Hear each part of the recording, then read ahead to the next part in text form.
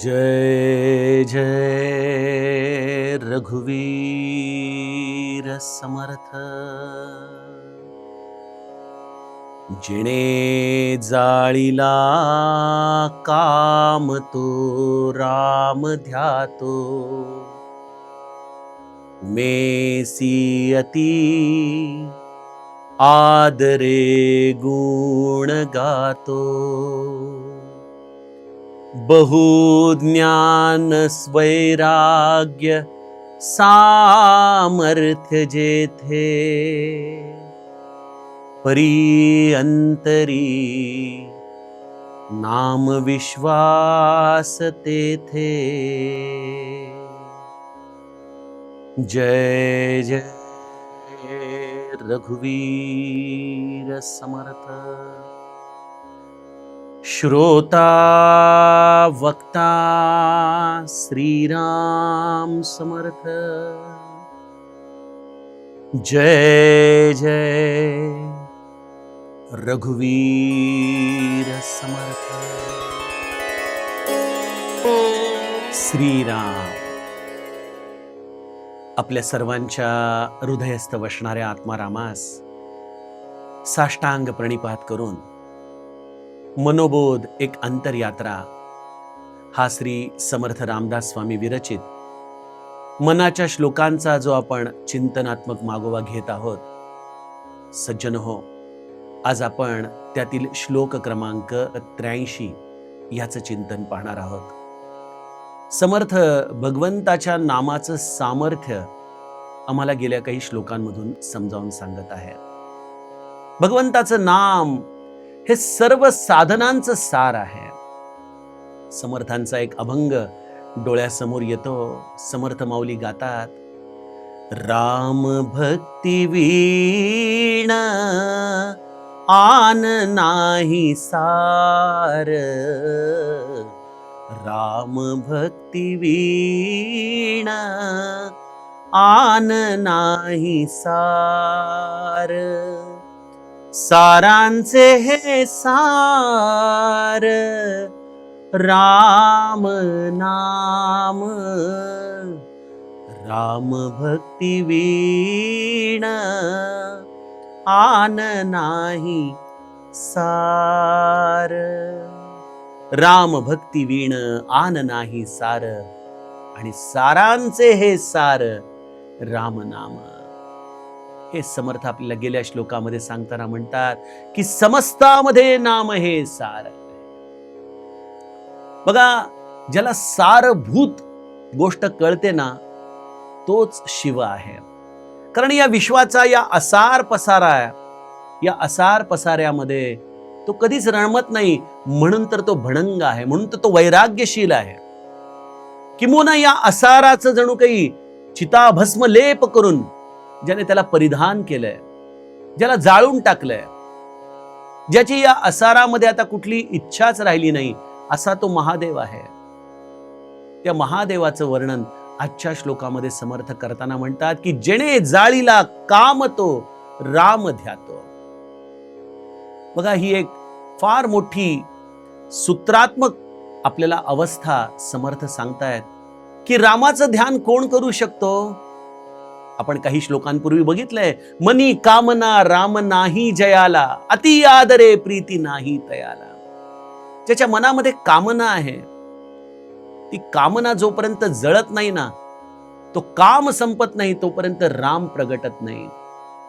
आणि महादेवाची ही चिताभस्म अवस्थाच मुळी मला असं वाटतंय की जेणे जाळीला काम तो राम ध्यातो। महादेवाने चरित्राच्या आधाराने कामदेवाला जाळून भस्मसात केलं आपल्या तिसऱ्या नेत्राने, ही कथा आपण जाणताच। पण महादेवाने काम जाळला याचा अर्थ काय केलं? महादेवाने आपल्या सर्व जीवनातल्या इच्छा आकांक्षांना रामावरती सोपवून दिलं। बघा, आपलं स्वतःचं काही ठेवलंच नाही। आणि मला वाटतं की ही अवस्था संतांनी देखील आपल्या जीवनात जगली, म्हणून ते देखील शिवस्वरूप झाले। आणि ही अवस्था आम्हाला देखील जगता येते। जेणे जाळीला काम तो राम ध्यातो। आपल्या जीवनातल्या या चिंतांना बघा, चिंता आणि चिता या दोन शब्दांमध्ये फार साधर्म्य आहे. एक अनुस्वार केवळ इकडे तिकडे झाला की चिंता आणि चिता या आपल्याला लक्षात येतात. आपल्या चिंतांची चित्ता करावी बघा. काळजीला आपण चित्तेमध्ये भस्मसात करावं. जीवनातल्या अपेक्षा या राम इच्छेवरती सोडाव्यात. आपण आपल्या जीवनातल्या या कामाला कशा पद्धतीने कमी करू शकतो हे बघावं. कारण जोपर्यंत हा काम जळत नाही तोपर्यंत राम प्रगटत नाही. म्हणून समर्थ म्हणतात की जेणे जाळीला काम तो राम ध्यातो. आणि ज्याच्या कामना संपल्या तोच रामाचं ध्यान करू शकतो. इथं ध्याता हा शब्द वापरलाय. ध्याता या शब्दामध्ये 4 गुणधर्म येतात बघा. ज्या रामाचं ध्यान करायचंय त्या रामाच्या 4 गुणधर्मांचं चिंतन याला ध्याता म्हणतात. 1 त्याच्या नामाचं चिंतन, 2 त्याच्या रूपाचं चिंतन, 3 त्याच्या लीलांचं चिंतन आणि 4 त्याच्या धामाचं चिंतन. नाम, रूप, गुण आणि धाम याने आपलं अंतरंग भरून जाणं याचं नाव आहे ध्याता. आपण ध्यान करणं रामाचं. आणि ही ध्यान अवस्था तेव्हाच प्राप्त होते जेव्हा तुम्हाला केवळ राम हवाय, रामापासून आणखीन काही वेगळं नकोय. रामापासून सुख प्राप्त करण्याची इच्छा याचंच नाव आहे काम. त्यामुळे आपण त्या रामाला घट्ट धरून राहावं आणि त्याच्या चिंतनामध्ये आपल्या जीवनाला एक प्रकारे समर्पित करावं बघा. असं ध्यान लागलं ना की एक मनुष्याची स्वाभाविक अवस्था असते. आपण देखील अनेकदा लोकांना विचारतो ना, अरे काय विचार करतोयस एवढा, मलाही सांग ना, काय लिहिलंयस. आणि मग त्या चिंतनाला स्फुरण येतं आणि मग ते स्फुरण शब्दमय होतं. महादेवाला देखील जेव्हा पार्वती मातेसारखा श्रोता अनंत काळ तपश्चर्या करून त्याच्या सान्निध्यामध्ये आला. रामचरितमानसमध्ये फार सुंदर प्रसंग आहे ज्यामध्ये माता पार्वती अत्यंत विनयाने महादेवाला म्हणते, औरहु राम रहस्य अनेका, कहु नाथ अति बिमल विवेका, जो प्रभु मैं पूछा नहीं होई, सोई कृपाल राखहु जनी गोई. हे प्रभू, मी जे विचारलं नसेल ते देखील मला आपण समजावून सांगा. मला राम रहस्य समजावून सांगा. औरहु राम रहस्य अनेका, तुम त्रिभुवन गुर बेद बखाना, आन जीव पावर का आना, प्रश्न उमा कै सहज सुहाई, सुनी महेश परम सुख पाई. सज्जनो, जेव्हा असा श्रोता पार्वती सारखा महादेवाला प्राप्त झाला, जो महादेवाच्या या अंतरंगातल्या रामतत्वाला जाणू शकेल. हे जणू काही ये हृदयीचे ते हृदयी घातले. महादेव देखील आम्हाला या रामतत्वाला प्रदान करण्यासाठी तयार आहे. पण कोण आहे पार्वती मातेसारखं या संपूर्ण काम तत्वाला जाळून महादेवाच्या जवळ जाऊन बसायला? एकतर आजच्या काळामध्ये व्यासपीठ देखील कामनेंनी प्रेरित झालेली आहेत आणि त्यामुळं त्यांच्या कामना या कधीच रामतत्वाला त्यांच्या कथेमध्ये प्रगट करू शकत नाही. आणि जे बसलेले श्रोते आहेत त्यांना देखील त्या लेव्हलचं, त्या अवस्थेचं रामतत्वज्ञान नकोय. त्यामुळे सज्जनो, आपण महादेवाच्या या चरित्रातून समजून घ्यावं की ही कामना जाळल्याशिवाय राम प्रगटत नाही. आणि आपण देखील श्रोता म्हणून जोपर्यंत या रामाच्या, या श्रीहरीच्या लीलांमध्ये रमत नाही तोपर्यंत या महादेवाच्या मुखातून आलेली कथा आम्हाला कळू शकत नाही. कथा हे कधी साधन असू शकत नाही. कथा हे साध्य आहे. त्या कथेमध्येच रमून जाणं आणि आपल्या सगळ्या व्यथा विसरून जाणं हे ज्या पार्वतीप्रमाणे ज्याला कळतं तो श्रोता हा खऱ्या अर्थाने धन्य आहे. आणि जेव्हा महादेवाला हे असे प्रश्न जेव्हा माता पार्वतीने विचारले तेव्हा गोस्वामी लिहितात, मगन ध्यान रस दंड जुग पुनि मन बाहेर कीन. या मनाला कसं बस महादेवाने बाहेर काढलं आणि मग तो पार्वती मातेशी संवाद करू लागला. आणि मग त्याने हे रामचरित्र माता पार्वतीला सांगितलं. त्यामुळे जेणे जाळीला काम तो राम ध्यातो, उमेसी अति आदरे गुण गातो.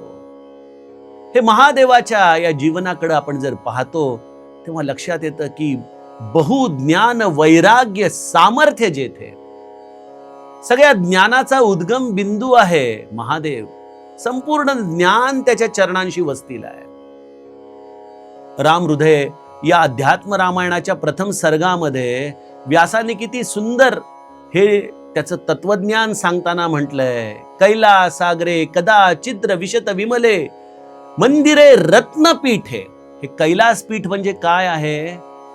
हे महादेवाचं नित्य स्थान आहे.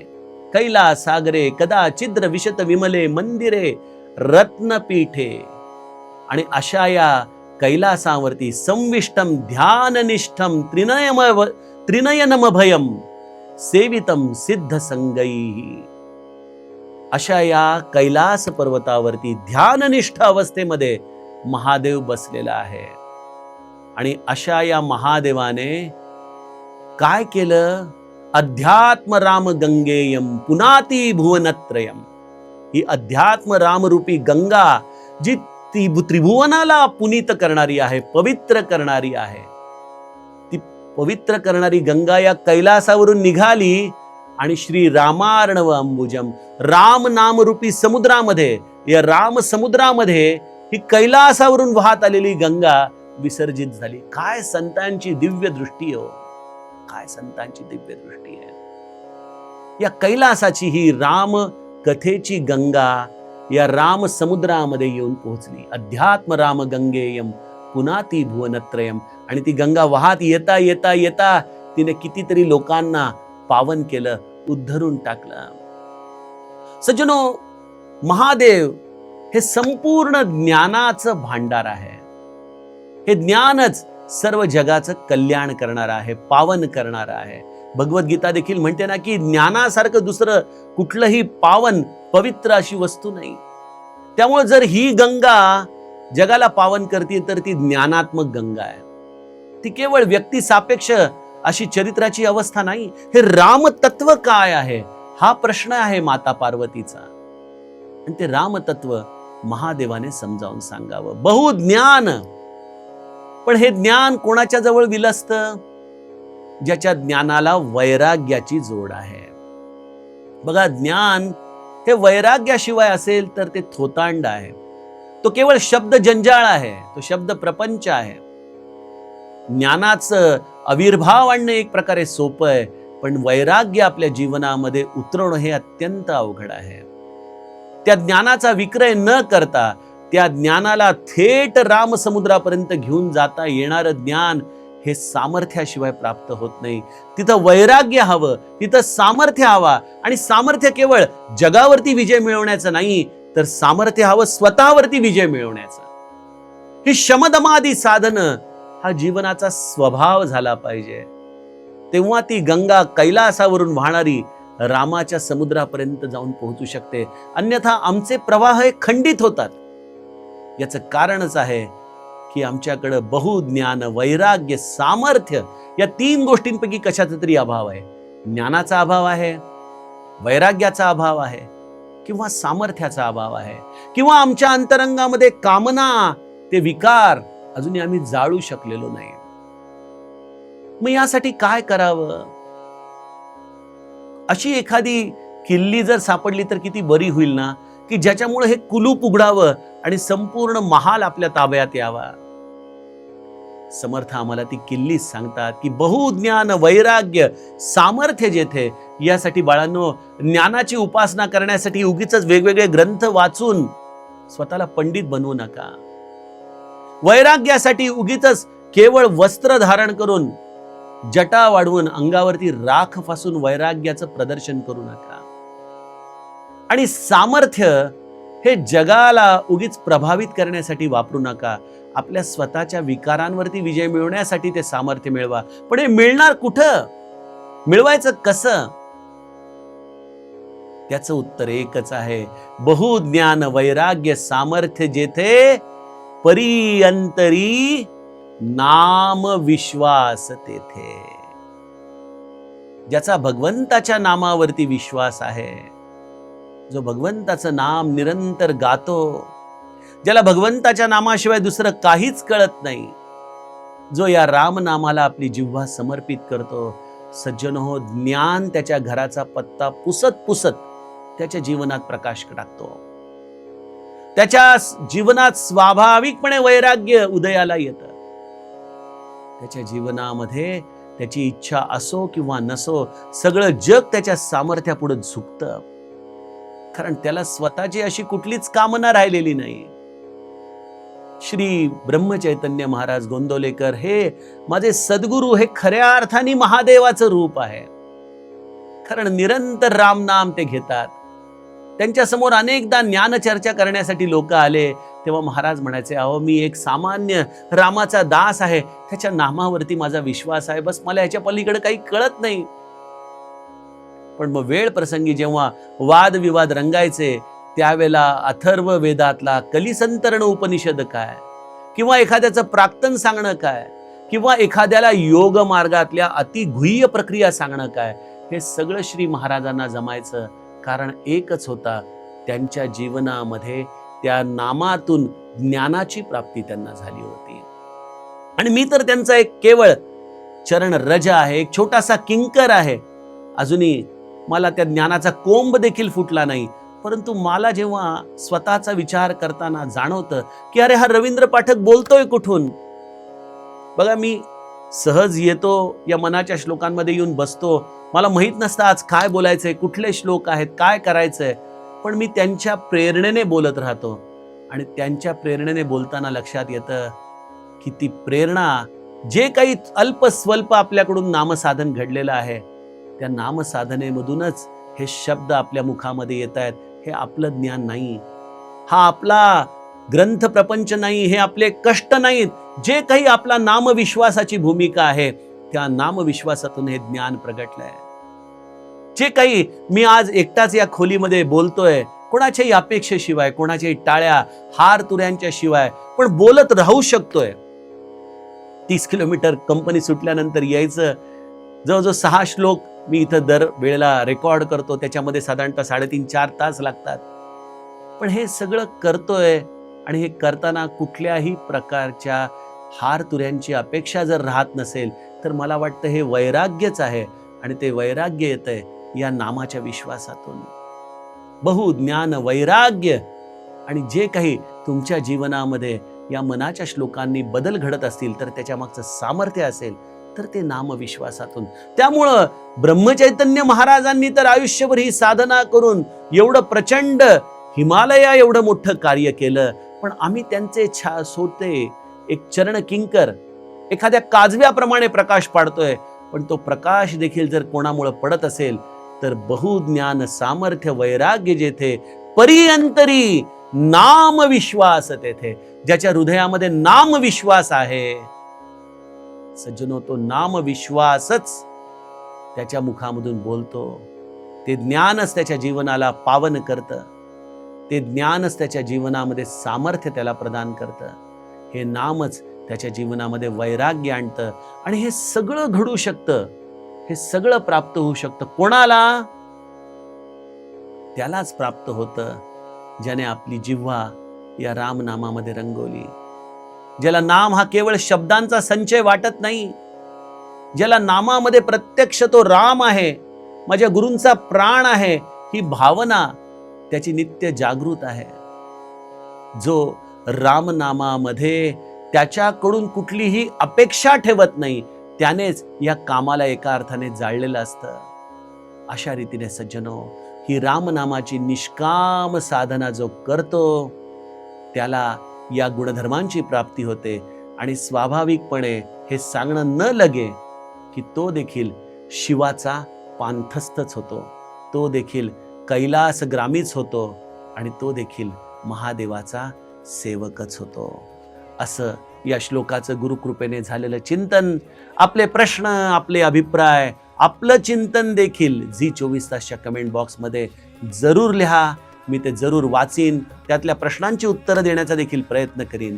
आता आपण उद्याच्या सत्रामध्ये पुढील श्लोकाचं चिंतन बघूयात. जानकी जीवन स्मरण. जय जय राम.